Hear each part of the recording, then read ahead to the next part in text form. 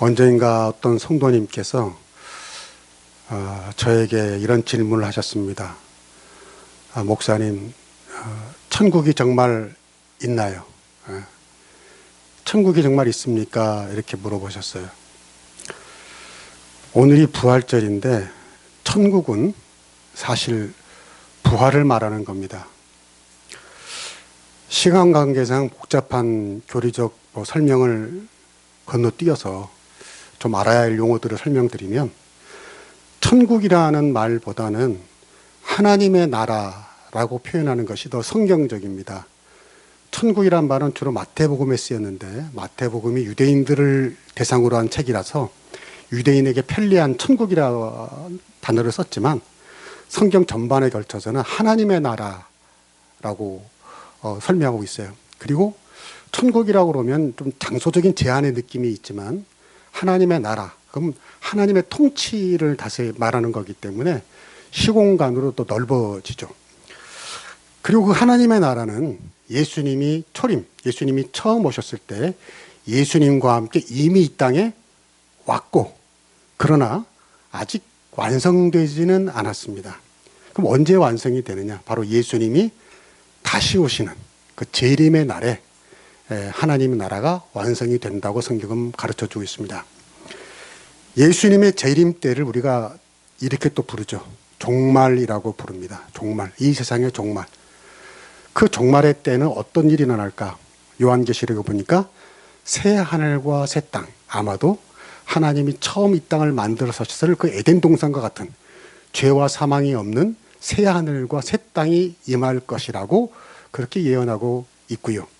또한 그날은 모든 죽은 신자들이 부활하는 부활의 날이기도 합니다. 오늘 성경에 보니까 예수님의 부활을 뭐라고 비유했냐면, 잠자는 자들의 첫 열매가 되셨다 그랬어요. 잠자는 자들의 첫 열매. 이게 무슨 의미죠? 어떤 사람이 어떤 열매를 거두려고 나무를 심었어요. 근데 여러분, 나무를 딱 심으면 그 해부터 막 열매가 날까요? 다들 잘 아시네요. 안 나죠. 금방 안 나죠. 이번 연도에 안 났어요. 2년째 됐는데 또 안 났어요. 3년째. 근데 열매가 처음으로 딱 열린 거예요. 기뻐요, 안 기뻐요? 기쁘죠. 얼마나 기뻐요. 근데 그렇게 기뻐하는 이유 중에 하나는 뭐냐면, 이제 이 나무에 앞으로 열매가 계속 열린다, 안 열린다? 열린다는 거죠. 할렐루야. 그 첫 열매가 힘든 것이지, 그 첫 열매가 열렸다는 건 뭘 의미하냐면, 이 나무는 해마다 봄이 되면 열매가 열릴 것이라는 것을 보장해 주는 것이죠. 무슨 말인지 이해가 되십니까? 예수님의 죽음에서의 부활을 첫 열매라고 표현한 것은, 바로 예수님 안에서 죽은 모든 그리스도인들은 그 종말의 때가 되면, 그 부활의 날이 되면, 예수님이 다시 오시는 그날이 되면 다 부활할 줄로 믿습니다. 그 보장이라는 것입니다. 예수님의 부활이 우리의 부활의 증거라는 것이죠. 그러니까 이 첫 열매란 말이 얼마나 희망적인 말입니까? 그러니까 천국은 정말 있느냐라는 질문은 바꿔 얘기하면 뭐예요? 예수님의 부활이 사실입니까? 라는 것을 물어보면 답이 나온다 그 말이에요. 예수님의 부활이 사실이라면 천국도 당연히 있는 거라는 거죠. 천국이란 결국 뭐예요? 아까 말했잖아요. 죽은 자들의 부활을 말하는 것이니까. 그런데 예수님의 그 부활이 사실이냐를 증명할 수 있는, 그 당시에 동영상이 있었겠어요? 사진이 있었겠어요? 뭐가 있었겠어요? 그리고 이 부활을 실험실에서 반복적으로 실험해서 증명할 수 있는 과학적 대상도 아니라는 거죠. 그런데 그럼에도 불구하고 예수님의 부활이 사실이다라는 것을 합리적으로 우리가 납득할 수 있는 이유가 있다 그 말이에요. 연세대 김학철 교수님의 설명을 좀 참고하고 싶은데요. 먼저 사실이라는 것은 과학적 사실과 역사적 사실이 있다는 거죠. 과학적 사실은 뭐냐면 반복적으로 관찰이 가능하고 계량해서 수치를 나타낼 수 있는 것이 과학적 사실이다. 근데 역사적 사실은 그렇지 못하죠. 왜? 이미 한번 일어난 일이에요. 다시 일어날 수가 없어요. 무슨 실험실에서 반복해서 실험할 수도 없어요. 그렇다면 역사적 사실을 입증하는 가장 좋은 방법은 그 역사적 사실이 일어나지 않았다고 가정했을 때 오늘까지 일어난 일을 설명할 수 있느냐를 따져보라는 거죠. 좀 복잡합니까? 설명을 예를 들면 이런 겁니다. 세종대왕이 한글을 창제했는데 그걸 우리 역사적 사실이라고 다 알고 있는데 그걸 사실인지 아닌지 알아보려면 만약에 세종대왕이 한글을 창제하지 않았다고 가정했을 때에 풀리는 숙제보다 풀리지 않는 숙제가 더 많다는 거죠. 그렇죠? 만약에 세종대왕이 한글을 창제하지 않았다고 가정한다면 우리가 쓰는 한글, 또 한글의 기록들, 이런 모든 것들을 설명할 방법이 없잖아요. 그렇죠? 그래서 그것이 역사 사실이구나 하고 우리가 증명할 수 있다 이거죠. 마찬가지로 예수님의 부활도 우리가 그런 방식으로 생각할 수 있어요. 만약 예수님의 부활이 없었다고 가정한다면, 믿지 않는 어떤 적대자들의 말들은 없었다고 가정한다면 더 풀어야 할 숙제가 많고 납득되지 않는 문제들이 더 많아진다는 거예요. 예를 들면 이 신약 성경 자체가 가장 강력한 부활의 증거입니다. 신약 성경에는 예수님의 부활을 증거하는 많은 이야기가 있고 그 신약 성경 자체가 예수님의 부활을 증거하는 책이죠. 근데 만약 예수님이 부활하시지 않았다면 이 신약 성경이라는 성경 자체가 존재하지 않았을 거라 그 말이에요. 이 신약 성경이 생겨날 이유가 없죠. 신약 성경의 존재 자체가 예수 부활의 증거가 된다. 그리고 세상에 종교가 많이 있고 종교마다 경전이 있어요. 근데 여러분 이 기독교의 성경만큼 사람들이 많이 읽고 많이 알고 많이 퍼져 있는 경전이 있을까요? 딱 여러분 떠올려 보세요. 성경 말고 무슨 불교의 경전 딱 떠올라요? 이슬람교의 경전 딱 떠올라요? 잘 모릅니다. 그러나 성경은 교회 안 나가도 알아요, 몰라요? 알아요. 베스트셀러예요. 수천 년 동안 베스트셀러예요. 성경만큼 폭넓은 지역에서 폭넓은 사람들이 읽는 책이 경전이 없다 그 말이에요. 지난 2000년 역사에서 수많은 기독교의 적대 세력이 독재 정권, 무슨 공산주의자들, 기독교를 반대하는 철학 사상가, 계몽주의자들이 예수님의 가르침과 부활이 있는 이 성경을 없애려고 얼마나 노력했는지 몰라요. 실제로 불태운 적도 있고요.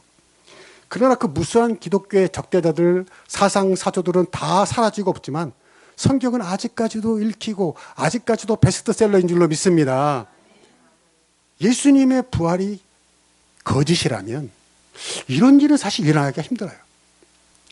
전 세계에 골고루 분포된 교회의 존재도 부활의 증거입니다. 여러분 생각해 보세요. 예수님이 만약 2000년 전에 십자가에 달려 그냥 죽어버리셨어. 까마귀 밥이 됐어. 그걸로 끝났어. 그렇다면 이런 사람들이 있을지 몰라요. 한때 그 예수님이 멋지게 말씀하시고 막 기적도 일으키시고 한 그 예수라는 젊은이를 소수의 사람들이 기념하고 간직하고 존경하고 또 어떤 지역의 몇 명 소수의 사람들이 그 예수를 아직도 숭배하는 사당을 짓고 그런 사람들이 좀 있을 수는 있지만 오늘날처럼 전 세계가 예수를 구주로 고백하는 일이 있을 수 있었겠냐 그 말이에요. 예수님이 그냥 십자가에서 죽어버렸다면 끝났다면 그걸로. 여러분 전 세계에서 가장 많이 믿는 종교들 중에서 불교나 이슬람교는요 지도를 펴놓으면 주로 국한돼 있어요. 어떤 지역에만 주로 많이 있어요. 어떤 민족만 주로 많이 믿어요. 근데 기독교는 예수님은 안 해요. 지도를 펴놓고 보면요 골고루 모든 지역의 모든 민족에게 모든 계층에게 가장 보편적으로 신앙의 대상이 있는 것이 기독교고 예수님이에요. 할렐루야. 성경은 가장 보편적으로 읽혀지고 있다는 거예요. 여러분 상식적으로 생각해 봐요. 만약 부활이 없이 예수님이 십자가에서 그냥 죽음으로 허망하게 끝나버렸어요. 어떤 한 젊은이 33살 먹은 젊은이가 한때 반짝했다 죽어버렸어요. 그것도 아주 듣보잡 같은 이스라엘이라는 알 수 없는 조그만 나라에서. 그런데 기독교가 2000년이 넘도록 서구 문명 문화의 뿌리가 되고 이제 아시아, 아프리카 모든 대륙에 퍼져서 지금도 전 세계 사람들이 예수님을 구주로 고백하는 일이 과연 있을 수 있었겠느냐 그 말이에요. 아니 그런 사례가 있나요? 여러분이 아는 종교 중에 그런 어떤 비슷하게 어떤 한 젊은이가 이름도 없는 곳에서 잠깐 반짝이다 죽었는데 그렇게 지금도 추앙하는 그런 일이 있나 지금도? 없어요. 신약 성경과 교회의 실제는 바로 예수님의 부활이 없었다면 설명하기가 쉽다 어렵다? 어렵다는 거죠. 이런 말이 있잖아요. 거짓은 그 시대의 일부 몇몇 사람을 속일 수는 있지만 모든 시대의 모든 사람을 속일 수는 없다 그 말이에요. 실제로 성경은 이렇게 증언합니다. 베드로후서 1장 16절로 가봅시다. 우리 주 예수 그리스도의 능력과 다시 오심을 여러분에게 말할 때 우리는 꾸며낸 이야기를 전한 것이 아닙니다. 우리는 그분의 위엄 있는 예수님의 위엄 있는 모습을 똑똑히 보았습니다. 아멘. 여기 주목할 대목은 뭐냐면 우리는 그 사도들은 제자들은 이 성경을 쓴 제자들은 꾸며낸 얘기를 전하는 것이 아니라는 거예요. 이게 핵심입니다. 무슨 말이에요? 성경에 기록된 예수님의 부활에 관한 증언은 꾸며낸 이야기가 아니라는 거예요. 예수님 당시 사람들, 예수님의 제자들은 예수님의 그 위엄 있는 모습, 권세 있는 모습, 부활하신 그 당당한 모습을 똑똑히 보았다는 거죠. 자기들이 보고 만진 것을 증언한다는 거예요, 지금. 여러분, 지금부터가 더 재미있는데요. 성경이 꾸며낸 이야기가 아니라는 증거는 오히려 적대자들이 성경의 오류라고 공경하는 사실에서 더 드러나요. 무슨 말이냐면 이 예수를 반대하고 기독교를 반대하는 자들이 뭘 주장하냐면 특히 부활에 관해서 예수님의 부활을 진술한 마태복음, 마가복음, 누가복음, 요한복음의 부활에 관한 진술이 조금씩 다르다는 거예요. 그러니까 부활은 가짜다, 거짓이다 이렇게 주장을 해요. 근데 아니에요. 오히려 그것이 더 부활의 증거가 된다는 거예요. 왜냐하면 예를 들어서 복음서들을 보면 예수님의 무덤을 찾아간 사람들이 조금씩 달라요. 다르게 나오고 복음서마다 조금씩 다르고 어떤 복음서에서는 천사가 등장하는데 안 나오고 또 어떤 복음서에서는 예수님을 만나는 장면도 장소도 조금씩 다릅니다. 차이가 있어요. 그러니까 이걸 가지고 안티 기독교는 봐라 부활은 가짜다 다 다르지 않냐 이렇게 공격해요. 근데 이게 사실은 진정성의 이유가 된다는 거예요. 역사학자들에 따르면 역사적으로 어떤 충격적인 사건을 사람들이 목격하잖아요. 그래서 기록하잖아요. 그럼 그 사건을 기록한 사람들마다 그 사람의 퍼스널리티, 개성, 입장, 환경, 지역에 따라서 조금씩 다르게 기억되는 것이 일반적이라는 거예요. 상식적이라는 거예요. 그러니까 마태, 마가, 누가, 요한 사도가 각각의 자리와 각각의 상황과 각각의 어떤 인간적인 퍼스널리티, 어떤 개성, 주관, 살아온 삶의 궤적에 따라서 예수님의 부활을 조금씩 다르게 보도하고 있는 것은 오히려 더 사실이라는 거죠. 예수님의 어떤 그 부활을 입체적으로 다양한 각도에서 보도하고 있다는 거예요. 할렐루야. 그렇기 때문에 다르게 보도한 것은 더 입체적이라는 거죠. 여러분 아까 베드로가 말했잖아요. 성경은 꾸며낸 이야기가 아니라고. 교묘히 만든 이야기가 아니라고. 여러분 생각해 보세요. 만약에 제자들이 예수님이 부활하지 않았다면 그걸 제일 잘 아는 사람들이 누구예요? 제자들이죠. 그런데 그들이 예수님이 부활하지 않았어요. 십자가에서 그냥 죽어버렸어요. 그런데 어떤 목적을 가지고 그런 목적이 있을지 없을지 나 그것도 잘 이해가 안 되지만 만약에 어떤 의도를 가지고 예수님 부활하셨다고 거짓말로 쓰자. 그래서 사도들이 모여서 의논하고 작당하고 연구해서 이렇게 꾸며서 썼다면 아까 같이 복음서가 각각 차이가 있게 썼을까요? 상식적으로 말이 안 되죠. 그렇잖아요. 상식적으로 우리가 어떤 예수님의 부활을 꾸며서 만들려면은 다 모여서 꾸며서 썼다면 어떻게 하겠어요? 야, 이건 빼. 이건 하나로 맞춰. 이거 세 사람, 이거 다르잖아. 세 사람으로 맞춰. 다 이렇게 꾸몄었겠죠. 안 그래요? 상식적으로, 합리적으로 이렇게 판단할 수가 있는 거예요. 뭔가 의심될 만한 에피소드, 뭔가 이 차이가 있는 것들 다 고쳐서 아주 매끈하게, 누가 봐도 매끈하게 아마 썼을 겁니다. 그게 더 이상한 거죠. 근데 아니에요. 복음서를 보면 저자들마다, 사도들마다 자기들이 서 있던 그 공간 자리마다, 그들의 개성마다 각자가 경험한 부활이라는 그 충격적인 사건을 다르게 묘사했거든요. 그래서 더 진실성이 있다는 거예요. 최대한 가감이 없이 자기가 부활한 사건을 그대로 목도한 대로 기록한 줄로 믿습니다. 여러분 생각해 보세요.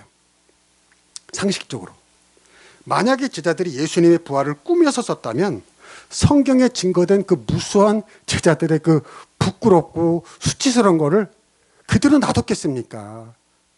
자기들이 쓰는데 자기들이 그걸 왜 그 부끄러운 얘기를 거기다 놔둬요? 예를 들어서 우리가 너무도 잘 아는 베드로가 닭 3번 울기 전에 예수님을 부인한 이야기. 그것도 그냥 부인한 게 아니잖아요. 얼마나 좀 거칠게 표현해서 미안하지만 정말 쪽팔리게 부인을 합니까? 응? 예수님 떠나지 않겠다고 막 큰 소리 떵떵 치더니, 응? 도망가고, 그것도 계집종 앞에서 아니라고 3번이나 예수님을 저주하고 부인했어요, 베드로가. 여러분 만약 꾸며서 썼다면 베드로는 초대교회 1인자예요. 제일 어떤 면에서는 세력이 센 사람이에요. 수제자예요. 그 사람이 모여서 그걸 꾸며 썼을 때 그거 어떡하라고 그랬어요? 야, 그건 빼. 그거 내가 지금 교회 지도자인데 그거 너 있으면 되겠어. 이렇게 했겠죠. 당연히 상식적으로. 꾸며서 썼다면. 또 예수님이 잡혀가셨을 때 제자들이 다 어떻게 해요? 다 뺑소니 치잖아요. 다 도망가잖아요. 근데 재밌는 거는요. 어떤 마가복음 14장에 보면요. 스트리킹도 나와요. 여러분 그거 모르죠? 아세요? 어떤 사람 아마 제자겠죠. 뱃옷 입을 두르고 있다가 예수님 체포하니까 도망가는데 이 혼입을 있으면 빨리 못 도망가잖아요. 그러니까 이거 벗어 젖혔는데 막 빨가벗고 있었나 봐. 그래서 발가벗고 도망간 얘기도 나온단 말이에요. 스트리킹. 여러분 이런 거 만약 꾸몄었다면 넣어요 안 넣어요? 안 넣죠. 이거 뭐 하겠어요 이거를. 근데 사실이니까. 그것도 사실이니까. 예수님이 부활한 것도 사실이지만 어떤 사람이 발가벗고 도망간 것도 사실이니까 다 넣은 것입니다. 할렐루야. 특히 더 중요한 거는 복음서마다 부활의 그 목격에 대해서 아까 좀 다르다고 했는데 하나같이 일치하는 게 있어요. 복음서마다 일치하는 사실이 있어요. 뭐냐면 예수님의 부활을 처음 목격한 사람들이 다 여성이라는 사실입니다. 예수님이 부활하신 사흘째 되던 날 가장 먼저 그러니까 나중에 남자들도 왔지만 가장 먼저 무덤에 온 사람들은 다 뭐라고요? 여성들이라고요. 근데 왜 이게 중요하냐면 그 당시 유대 사회에서 여성의 증언은 좀 죄송한 표현이지만 쓰레기 취급을 당했어요. 여자들의 증언은 신빙성 있고 신뢰성 있는 것으로 평가해 주지 않았다는 거예요. 여러분 예수님 성경에 나오잖아요. 여자들은 그 카운트에 들어가지 않잖아. 남자만 5,000명이잖아요. 그러니까 여자들의 증언은 신뢰성으로 인정받지 않았단 말이에요. 그러니까 무슨 말이에요? 만약에 여기 나온 것처럼 성경이 꾸며 쓴 이야기라면 예수님이 부활하지 않았는데 부활한 것을 어떤 목적을 가지고 꾸며 썼다면 여성이 첫 목격자가 아니라 누가 목격자로 해야 돼요? 남성이. 많잖아요. 예수님 제자가 다 남자들이었잖아요. 12대 남자들이었잖아요. 그럼 당연히 그 중에서 특히 수제자, 베드로, 요한, 야고보, 안데 이런 사람들이 처음 목격했다. 이렇게 썼어야죠. 상식적으로 꾸며 쓰려면 그렇게 써야 할 거 아닙니까? 부활한 거 아닌데 부활한 것으로 꾸며 쓰려면 그렇게 써야죠. 당연히. 그럼에도 불구하고 하나같이 뭐라고 썼어요? 여성들이 첫 부활의 목격자였다. 왜? 사실이니까. 남자 제자들은 간이 약해서 자기들도 십자가에 끌려가 처형 당할까봐 어느 다락방에서 달달달 떨고 있는데 여성들은 오히려 두려움 없이 사흘째 되던 날에 예수님 부활하시겠다고 약속 사흘째 되는 날 어떻게 됐나 궁금해서 여성들은 그 무덤에 가장 먼저 나온 줄로 믿습니다. 남자들은 좀 부끄러워야 돼. 제가 살아와 보니까 어떤 결정적인 순간에는 남자가 간이 세요? 여자가 간이 세요? 여자가 세요. 아마 이때도 그랬나 봐요. 만약에 꾸몄었다면 그러나 그렇게 안 썼을 겁니다. 그 당시 유대사회의 신뢰를 받기 위해서 다 남자들이 처음 갔다 이렇게 썼을 거예요. 그런데 여성이 썼다는 것, 바로 이게 성경의 진정성이라는 거죠. 진정성. 누가 봐도 꾸며내려고 쓴 것이 아니라 이겁니다. 그냥 제자들은 그때 본 것, 있었던 사실 그대로 쓴 것뿐이에요.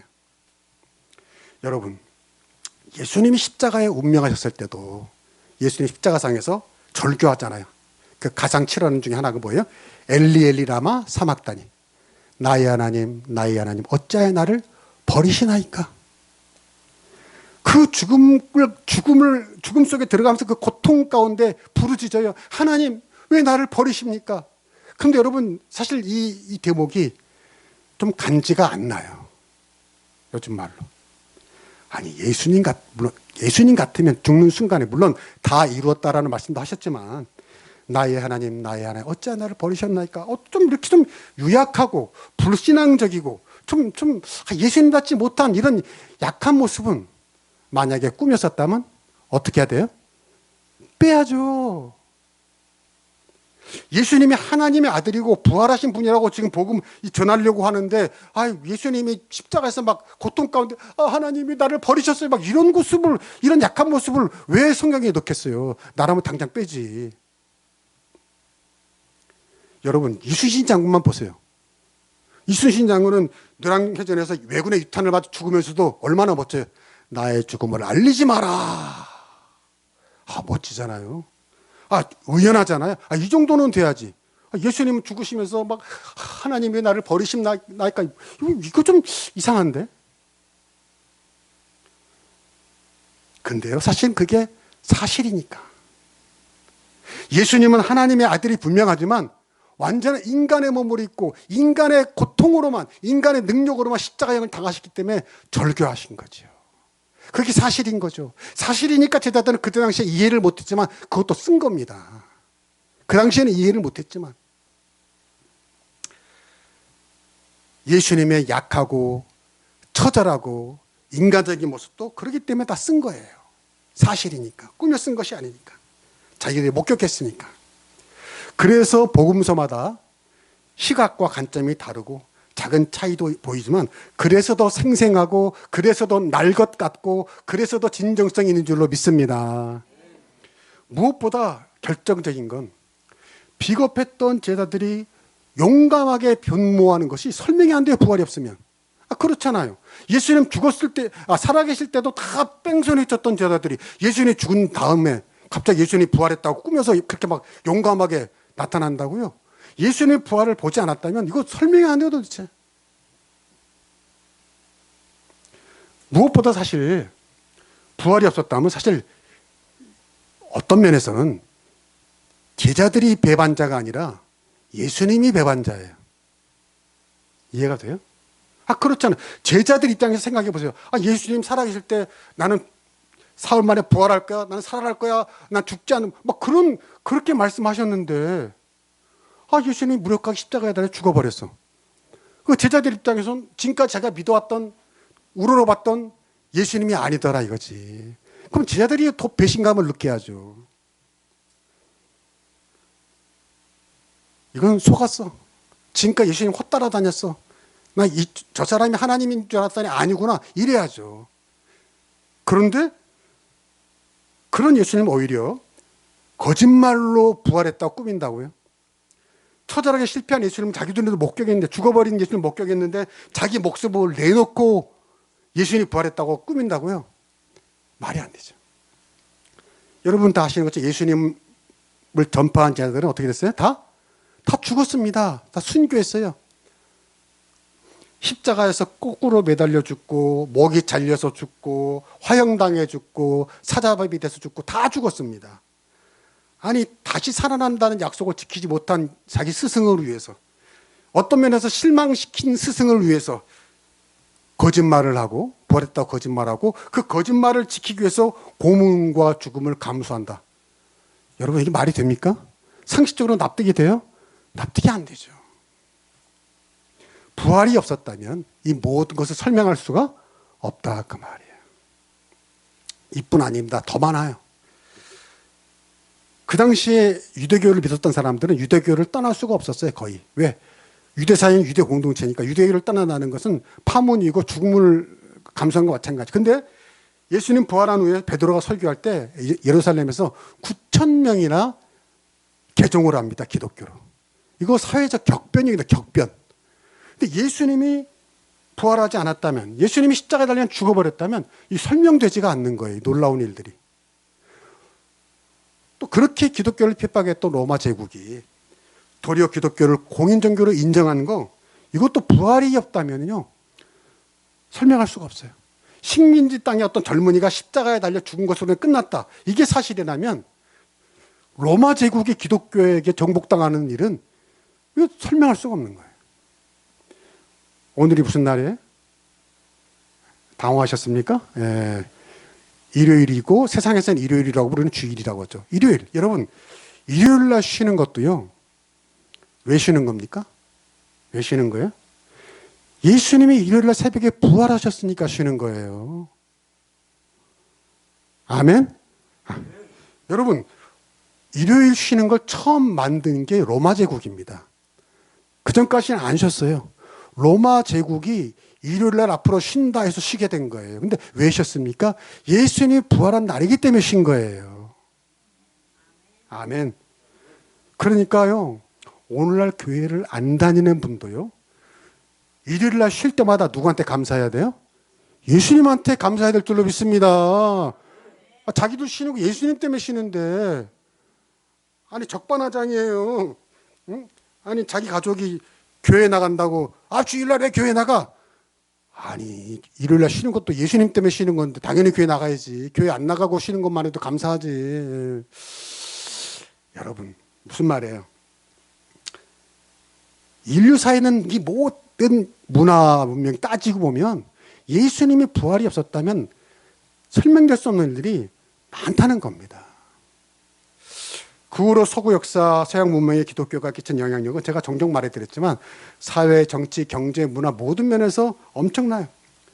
예수님이 그냥 십자가에서 그 2000년 전에 어떤 그 젊은이가 이스라엘 그 변방에서 그냥 잠시 반짝하다가 십자가에서 죽어서 까마귀 밥이 됐다면 그 놀라운 사회, 문화적, 정치적 영향력을 설명할 길이 없다, 그 말이에요. 제가 처음에 말씀드린 것처럼 세종대왕의 한글 창제라는 역사적 사실을 부인하면 설명해야 될 일이 더 많은 것처럼 예수님의 부활하신 역사적 사실을 부정한다면 설명해야 될 일, 납득 안 되는 일이 더 많다는 겁니다.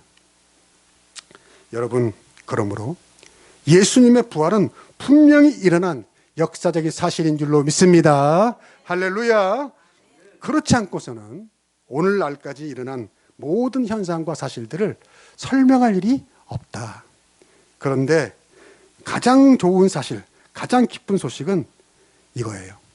예수님의 부활이 사실인데 그 예수님의 부활이 아까 말한 것처럼 첫 열매다.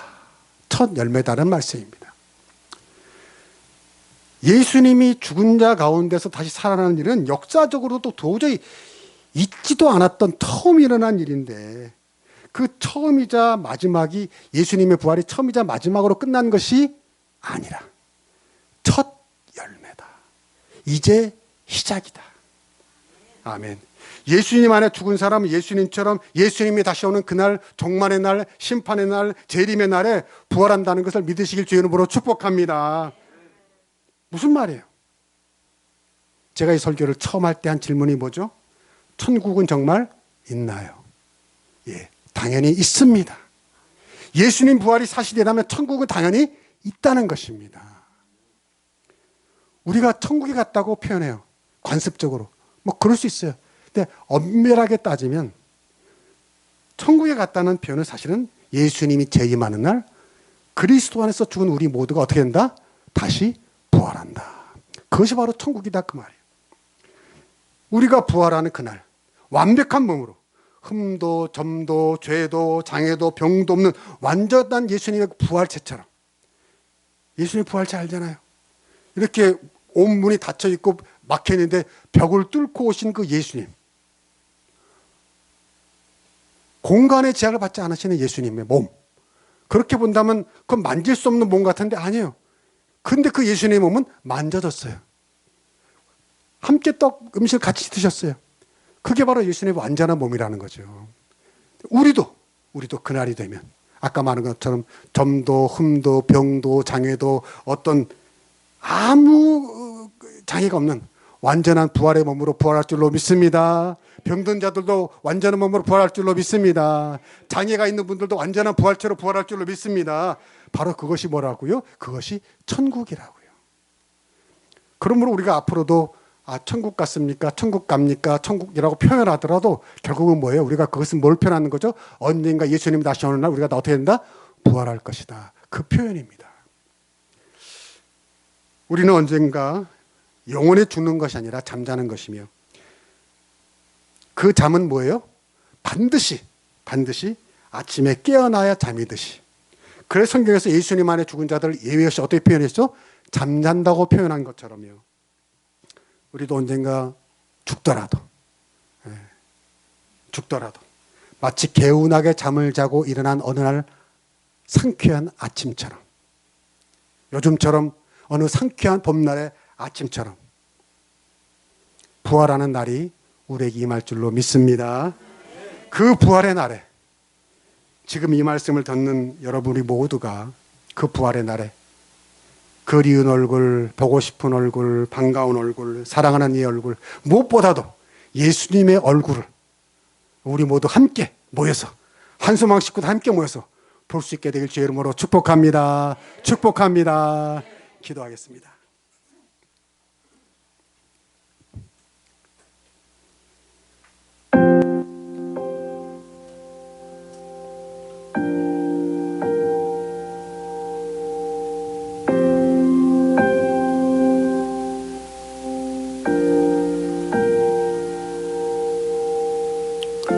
하나님 감사합니다. 부활절을 맞아 부활하신 예수님을 그리며, 그리고 그 부활이 끝이 아니라 예수님의 부활이 그냥 한 번 일어나고 끝난 것이 아니라 마치 나무의 첫 열매가 열리듯이 이제 우리도 예수님처럼 사망 권세를 깨고 부활하는 그 돌파구가 된 그 예수님의 부활로 우리도 부활할 것이라는 이 놀라운 복음을 다시 한번 나누었습니다.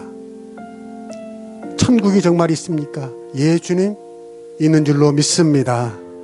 왜냐하면 예수님이 부활한 것이 사실이기 때문에, 예수님의 부활이 첫 열매이기 때문에, 그러므로 우리도 언젠가 부활할 것이기 때문에, 그 부활에서 완전한 몸으로 우리가 다시 만나는 날, 바로 그것이 천국이기 때문에, 하나님의 나라이기 때문에.